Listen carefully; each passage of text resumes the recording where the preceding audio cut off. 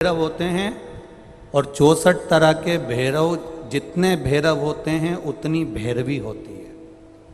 क्योंकि शिव के साथ शक्ति जरूरी है, भैरव के साथ भैरवी जरूरी है।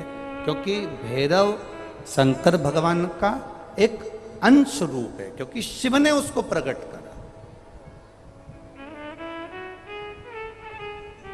हाँ, दुनिया के लोग भले भैरव जी को बदनाम करने में लगे हैं, ये तो शुरू से चला आ रहा है। भैरव जी को कोई बीड़ी पिला देता है, कोई सिगरेट पिला देता है, कोई कह देता है कि भैरव बाबा को तो बीड़ी दे दो, भैरव बाबा को तो सिगरेट दे दो। ये ढोंग और प्रपंच मेरे शंकर की कथा में नहीं है।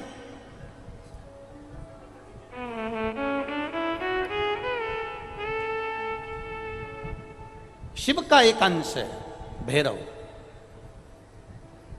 काल भैरव जो प्रकट हुआ वो शंकर भगवान का एक अंश है।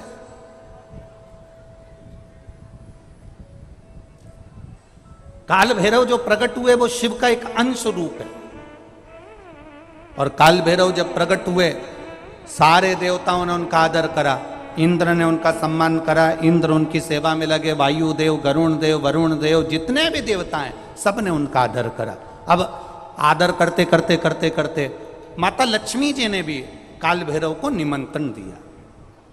जरा सुनिएगा, बहुत सुंदर कथा है पुष्कर राज की। इस कथा को अपनी जिंदगी में उतारना जरूर। काल भैरव का निमंत्रण माता लक्ष्मी जी ने दिया, और माता लक्ष्मी जी ने काल भैरव को निमंत्रण दिया कि काल भैरव आप बैकुंठ में पधारो और बैकुंठ की भूमि को आप पधार कर आनंदित करिए। तो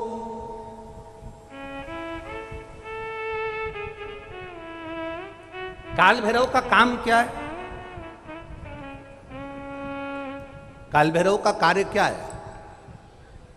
ये यहाँ राजस्थान की भूमि पर तो वैसे भी भैरू जी के मंदिर बहुत है। बोलो सही है कि गलत है? और पूरी दुनिया में जितनी भी, पूरी भारत की भूमि पर दुनिया के लोग कहीं पर भी लें, कहीं पर भी रहें, पर भैरू पूजने के लिए हमारे राजस्थान में आते जरूर हैं। भले वो कभी भी आए, पर राजस्थान में आकर भैरू पूज कर जाते ही हैं।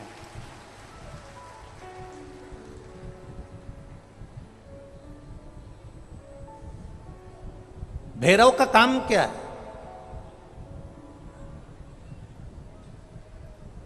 शंकर भगवान ने क्या केवल एक ब्रह्मा जी का सिर काटने के लिए काल भैरव को प्रकट करा? केवल एक कार्य के लिए ब्रह्मा जी ने, भगवान शिव जी ने काल भैरव को प्रकट करा? केवल एक काम के लिए नहीं। मेरा भोलेनाथ एक कार्य के लिए काल भैरव को कभी प्रकट नहीं कर सकता, क्योंकि मेरे भोलेनाथ ने जब जब जो काम किया है वो संपूर्ण ब्रह्मांड के कल्याण के लिए किया है। इसलिए ब्रह्मा के सिर काटने के लिए, अकेले केवल ब्रह्मा का सिर काटने के लिए भगवान काल भैरव को प्रकट नहीं कर सकते। तब काल भैरव के प्रकट होने का कारण क्या है? भैरव के प्रकट होने का कारण क्या है? भैरू जी के प्रकट होने का कारण क्या है? भैरव प्रकट क्यों हुए हैं? तो शंकर भगवान जब काल भैरव जब नारायण के यहाँ बैकुंठ में गए, और भगवान बैकुंठ में जब पहुंचे, तो लक्ष्मी जी ने भगवान नारायण से पूछा, प्रभु मेरे मन के संशय को मिटाइए, ये भैरव प्रकट क्यों हुए हैं? केवल ब्रह्मा का सिर काटने के लिए?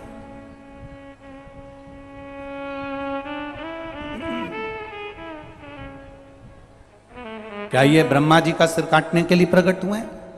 आखिर भैरव प्रकट क्यों हुए? केवल एक ब्रह्मा का सिर काटने के लिए? भगवान विष्णु ने कहा नहीं, केवल ब्रह्मा का सिर काटने के लिए काल भैरव नहीं प्रकटे। लक्ष्मी सुनो, आज मैं तुम्हें सुनाता हूं काल भैरव भगवान शंकर ने क्यों प्रकट करा। उसका कारण केवल एक है। जब देवाधिदेव महादेव अपने नेत्र बंद कर कर बैठ जाते हैं और समाधि में लीन हो जाते हैं, साधना में लीन हो जाते हैं, तब काल भैरव का दायित्व बढ़ जाता है। भैरव का दायित्व बढ़ जाता है। और भैरव का क्या दायित्व बढ़ता है? तो सुनो लक्ष्मी, भैरव का दायित्व यह बढ़ जाता है कि जो शंकर के शिवालय में पहुंचता है, जो शंकर के शिवालय में पांव रखता है, जो शंकर के शिवालय में अंदर पहुंचकर शिवालय में अपना चरण रखते रखते रखते रखते देहली से जब अंदर जाता है और शिवालय में शंकर भगवान के शिवलिंग की आराधना करता है, जल चढ़ाता है, शमी पत्र चढ़ाता है, बेलपत्र चढ़ाता है, कमल पुष्प चढ़ाता है, भगवान की श्रृंगार कर कर चंदन अबीर गंध से जो पूजन करता है भगवान की, जब वो अंदर प्रवेश करता है तो भैरव का दायित्व ये हो जाता है कि उसके दुख को भैरव उसी समय पर भक्षण कर लेता है और उसको सुख देकर भेज देता है। ये भैरव का।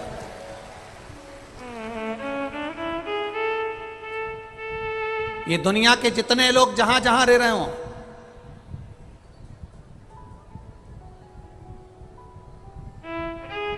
मारवाड़ का रहने वाला व्यक्ति, राजस्थान का रहने वाला व्यक्ति अपने भैरव की पूजन करने जरूर आता है, अपने भैरव को जरूर ढूंढता है कि मेरा भैरव कौन सा है, मेरे भैरव का दर्शन कहां, मैं कहां जाऊं, कौन सा गांव है मेरा जहां मैं भैरव का दर्शन कर सकता हूं। कारण क्या होता है? कारण क्या? लक्ष्मी। तो लक्ष्मी जी के मन में एक प्रश्न खड़ा हो गया, शिव जी के मंदिर में तो कहीं भैरव का दर्शन ही नहीं होता। आपके यहां पर शंकर जी के मंदिर हैं, आपको भैरव का दर्शन हुआ है कहीं? शिव जी के मंदिर में भैरव का दर्शन होता ही नहीं है। तो फिर शंकर भगवान के मंदिर में जब भैरव का दर्शन नहीं होता, शंकर भगवान के मंदिर में जब भैरव दिखता नहीं है, तो हमारे दुख का भक्षण, हमारे दुख को कैसे वो खा जाता है, हमारे दुख को कैसे वो समाप्त कर देता है। फिर वो भैरव हमें दिखता तो है ही नहीं, आखिर फिर वो भैरव गया कहां? वो भैरव किस जगह पर है? भगवान नारायण ने लक्ष्मी से कहा, सुनो लक्ष्मी, भगवान शंकर के दरवाजे के दो द्वारपाल हैं, मणिभद्र वीरभद्र। दरवाजे के, भगवान शंकर के दरवाजे के दो द्वारपाल हैं। और सुनो लक्ष्मी, वो दो द्वारपाल भगवान शंकर के दरवाजे के हैं। भैरव को शंकर भगवान ने अपनी ऊपर की चौखट का मध्य भाग काल भैरव को दिया है। जिस समय भक्त भगवान को एक लोटा जल चढ़ाने के लिए मंदिर में गर्भगृह में प्रवेश करता है, जिस समय एक लोटा जल चढ़ाने के लिए भक्त, शंकर का ओघड़ी का भक्त जब मंदिर के अंदर शिवालय में प्रवेश करता है, तो वो चौखट की जो छाया होती है वो भक्त के सिर पर पड़ती है। जब वो जल लेकर अंदर प्रवेश करता है, उसके जीवन में जो दुख होता है वो काल भैरव ऊपर की ऊपर खींच लेता है और उसको भक्ष कर जाता है। ये भैरव का तत्व है।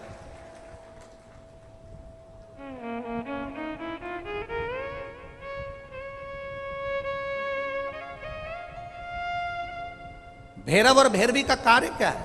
आपको सुख देना। भैरव और भैरवी का कार्य क्या है? आपके भीतर यदि अहंकार आ गया, आपके भीतर यदि अभिमान आ गया, आपके भीतर यदि अभिमत्ता आ गई, आपके भीतर यदि कपट आ गया, आपके भीतर यदि बेईमानी आ गई, आपके भीतर यदि प्रपंच आ गया, आपके भीतर यदि काम, वासना, आसक्ति, तृष्णा, लोभ समाहित हो गया, तो भैरव और भैरवी इसको खींच लेते हैं। ये शरीर के अंदर एक तरंग के रूप में प्रवेश कर खींच लेते हैं। भैरव और भैरवी। वो हुआ पुष्कर राज की भूमि पर हुआ।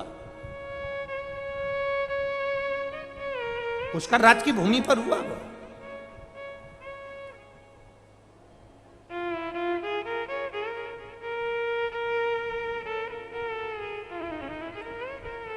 नारायण ने भैरव जी का सम्मान करा, आदर करा, सत्कार करा।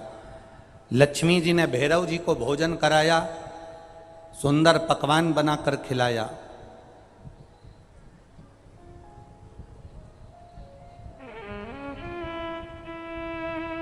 इतने में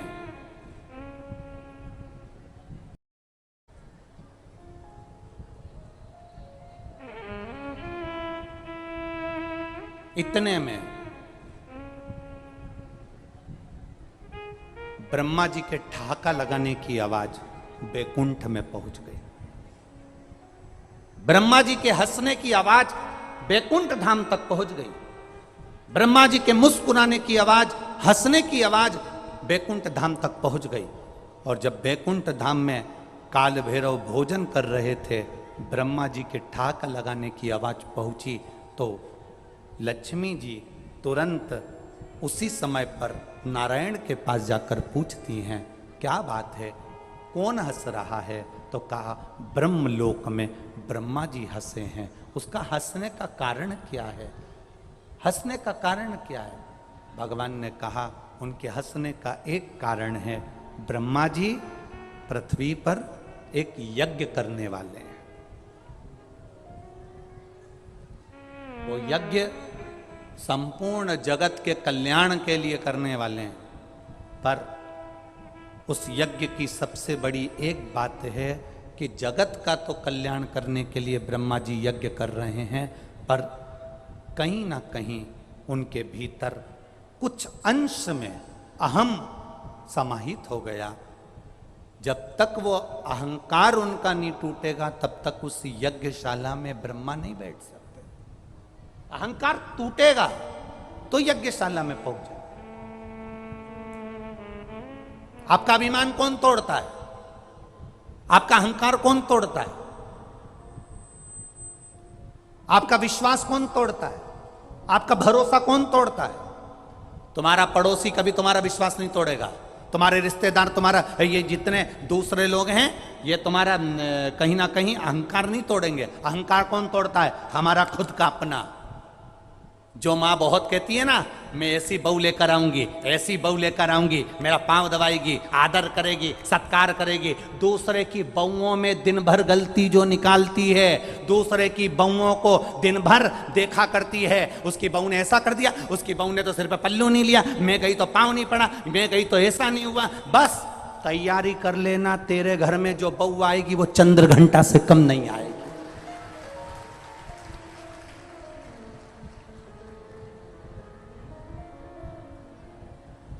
जो बहुत वो हमारे मालवा की भाषा में कह देना, जीजी ए राजस्थान वाली जीजी, हमारे उधर की भाषा में कह दें तो कहते हैं, जो बहुत लंबी नाक लगाए ना। बस समझ गई ना तुम लोग? समझ तो गई ना? बस जो बहुत लंबी नाक लगाए ना, उसकी बहू तो ऐसी, मेरी बहन की बहू आई ऐसी आई, मेरे मामा के छोरे की बहू आई ऐसी आई। मैं तो बहू लाऊंगी तो ऐसी लाऊंगी, मैं बहू लाऊंगी तो मुझे तो रत्ती भर नहीं सुहा है, ऐसी बहू मुझे आएगी ना तो मेरी तो बिल्कुल नहीं बनेगी। और मालूम पड़े उससे 4 गुना जोरदार आई। और शादी के 2 महीना नहीं हुए और मायके में जाकर बैठी। अब ये इतनी बोलती थी, अब ये चुप। अब क्या बोले तो बोले क्या?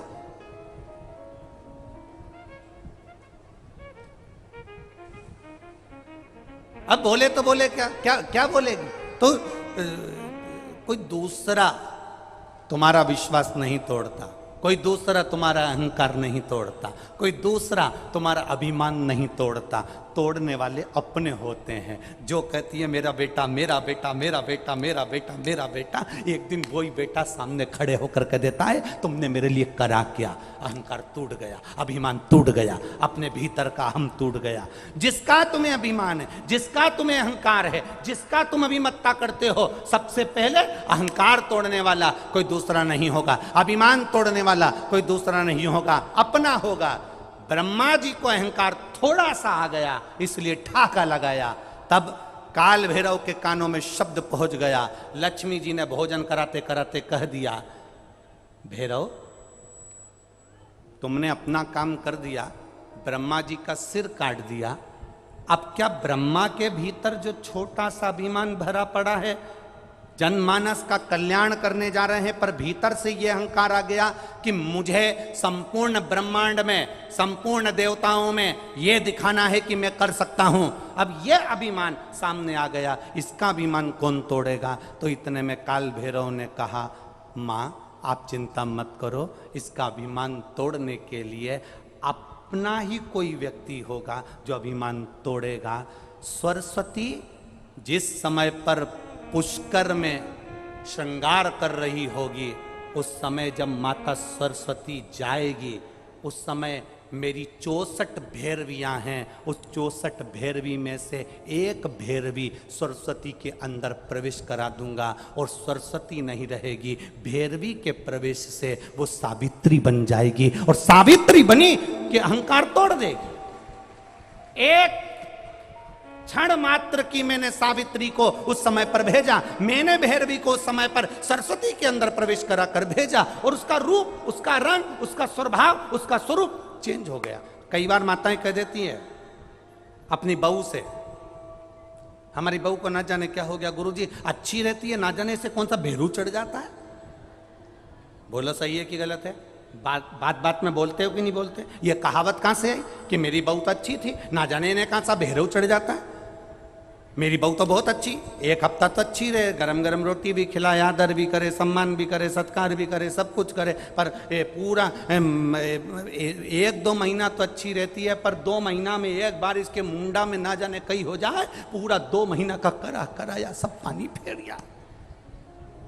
इसको कौन सा भेरू चढ़ जाता है? इसको कौन सी भैरवी चढ़ जाती है? इसको क्या हो जाता है? एकदम इसको होता क्या है अच्छी, आदर करती है, बीमार पड़ जाओ तो हॉस्पिटल भी ले जाती है, सम्मान भी करती है, गाड़ी भी चला ले, सब काम बढ़िया कर ले, रोटी भी अच्छी बनाए, सब्जी भी अच्छी बनाए, सब काम जोरदार करे, पर इसके होता क्या है ये समझ में नहीं आता। तो इन्होंने पत्रिका ले जाके दिखाई, पंडित जी बताओ। पंडित जी बोले इनका गुण तो अच्छा मिला,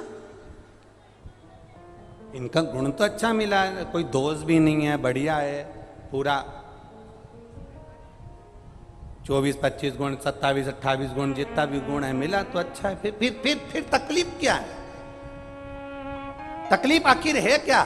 तकलीफ कुछ नहीं है, तकलीफ एक है, जब हमारे भीतर अहंकार आता है, जब हमारे भीतर अभिमान आता है, जब हमारे भीतर कहीं ना कहीं लोभ, कहीं ना कहीं काम, कहीं ना कहीं वासना, कहीं ना कहीं तृष्णा, कहीं ना कहीं आसक्ति जब बढ़ जाती है, तो भैरवी का और भैरव का एक अंश कहीं ना कहीं आ जाता है। कुछ क्षण के लिए एक अंश आ जाता है और वो सब साफ। जब हमारे भीतर लोभ जागा, बहू को भैरवी कब चढ़ी, उसने गुस्सा कब करा? जब तुम्हारे भीतर कहीं लोभ जागृत हुआ। बड़ी बहू को ये वाली साड़ी दे दूंगी, लड़की आएगी तो उसको ये वाली दे दूंगी, और ये दिन भर में से मुंह चलाती है ना, बस तुम्हारे भीतर लोभ जागृत हुआ, आसक्ति जागृत हुई, क्रोध जागृत हुआ, उस समय पर भैरवा भैरवी का एक अंश तुम्हारे यहाँ फिर उस समय प्रकट हो गया। बहू ने बोलना बंद कर दिया, क्रोध में आ गई, उसने अपने पति से कह दिया, शब्द बोले, बाद में मालूम पड़ा कि आखिर हुआ क्या था, लड़ाई किस बात पे थी? बस लड़ाई छोटी सी बात पे थी, वो छोटी सी बात नहीं थी, उसमें अहंकार हमारा भी अड़ा हुआ था। जिस दिन हमने अपने अहंकार को उठाकर कोने में पटकना चालू कर दिया, उस दिन हमारा घर स्वर्ग बन जाएगा, आनंदित बन जाएगा। हम अभिमान से थोड़ा सा पीछे तो हटे।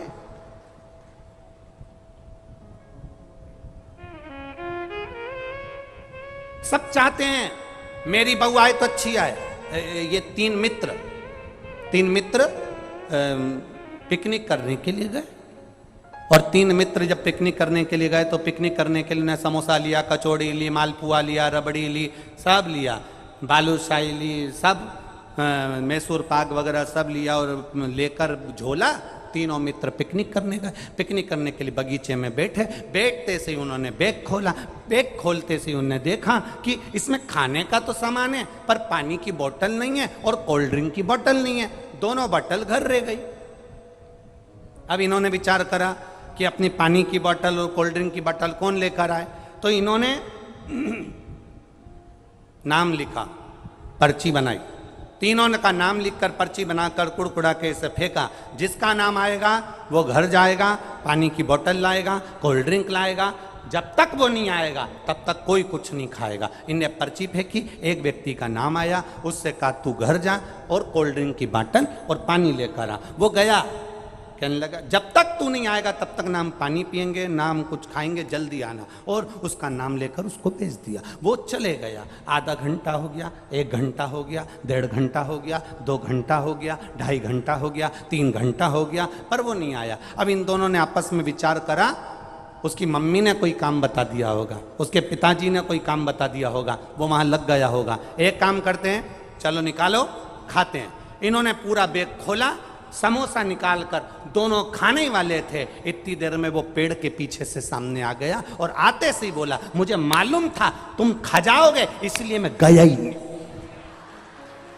इसीलिए मैं नहीं। वो इंतजार कर रहा था ये बैग खोल के खाए और मैं सामने आऊं। हम भी इंतजार कर रहे हैं, हम भी ये सोचते हैं जाएंगे, होगा, करेंगे, इंतजार करते रहते हैं, पर परमात्मा की भक्ति में हम रम नहीं पाते, भगवान के भजन में हम रम नहीं पाते। अचानक समोसा निकला और वो पेड़ के पीछे से सामने आ गया। हमारी भी ऐसी आदत है, जब तक हमारे जीवन में तकलीफ नहीं आती, दुख नहीं आता, कष्ट नहीं आता, तब तक हम भी महादेव के मंदिर नहीं जाते। जब दुख तकलीफ कष्ट आता है तब मंदिर जाना चालू करते हैं। शिव पुराण कहती है 1 लोटा जल लेकर आप अभी से शिव की आराधना में लग जाओ, दुख तकलीफ तुम्हारे घर से कोसों दूर हो जाएगी। फिर वो तकलीफ नहीं आने, वो तकलीफ नहीं आएगी।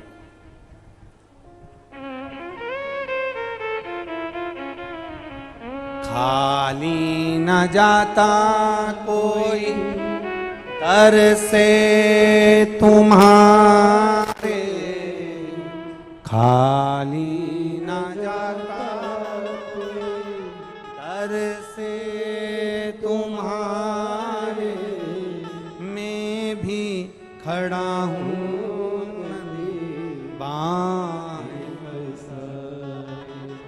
अपने हृदय से लगा लो, लगा लो, गिरा जा रहा हूँ, उठा लो, उठा।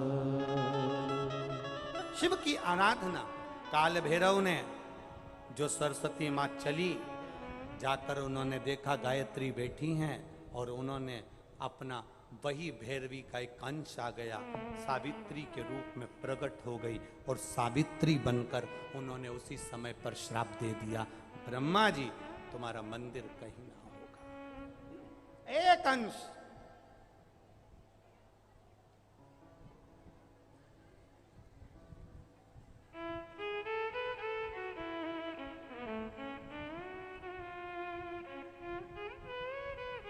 ब्रह्मा जी ने विचार करा, कारण क्या हुआ? मेरा सिर कट चुका है।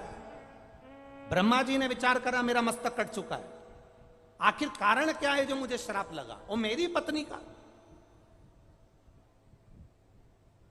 ये सरस्वती सावित्री बनकर मुझे श्राप दे दी, कारण क्या है?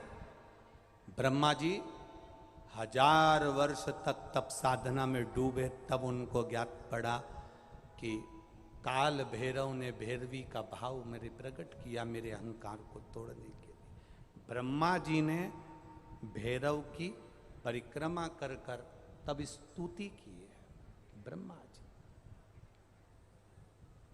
भैरव की परिक्रमा, हनुमान जी की परिक्रमा, भैरव की परिक्रमा, शंकर भगवान की परिक्रमा, शिव जी के जितने रुद्र अवतार हैं, शंकर भगवान के जितने अंश अवतार हैं, इन सब की परिक्रमा का भाव 3 परिक्रमा का।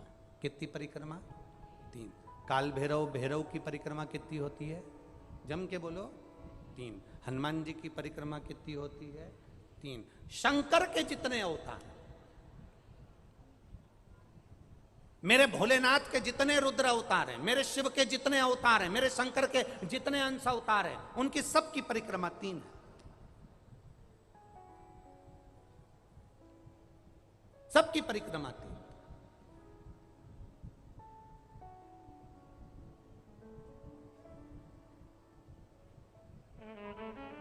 शिव परिक्रमा का भी भाव है, 3 परिक्रमा शंकर की भी है, पर पूरी नहीं। कैसी? आधी। आधी भी कैसी? प्रत्येक शंकर की परिक्रमा का स्मरण होना चाहिए आपको। ये समझे जरा, बहुत अच्छी तरह से आज कथा निकली है तो उसको समझ ले।